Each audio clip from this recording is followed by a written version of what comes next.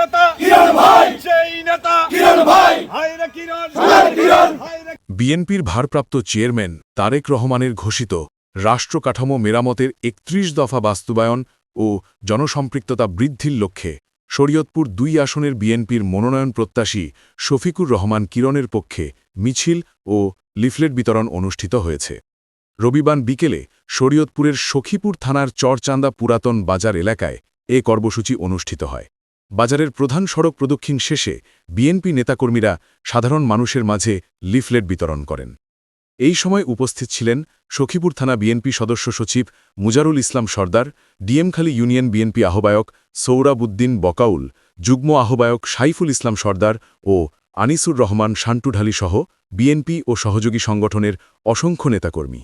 এই সময় সদস্য সচিব বলেন, তারেক রহমানের প্রস্তাবিত ৩১ দফা বাস্তবায়নই দেশের গণতন্ত্র পুনরুদ্ধারের রূপরেখা। জনগণকে সঙ্গে নিয়েই আমরা সেই লক্ষ্যে এগিয়ে যাচ্ছি।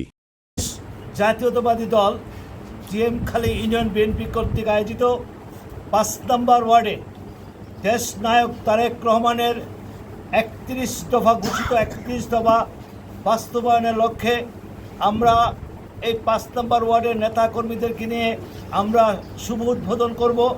শুধু আজকে আমরা বাজারে এটা বিলি করে যাব, আগামীকাল থেকে আমরা প্রত্যেকটা গ্রামের, প্রত্যেকটা ওয়ার্ডের, প্রত্যেকটা ঘরে ঘরে আমরা এই তারেক রহমানের রাষ্ট্র কাঠামো মেরামতের জন্য যে ৩১ দফা ঘোষণা করেছেন সেই ৩১ দফা বাস্তবায়নের লক্ষ্যে কাজ করব এবং আগামী জাতীয় সংসদ নির্বাচনে আমাদের প্রিয় নেতা, আপনাদের প্রিয় নেতা আলহাজ শফিকুর রহমান কিরণ সাহেবের জন্য আমরা ধানের শীষের পক্ষে কাজ করব।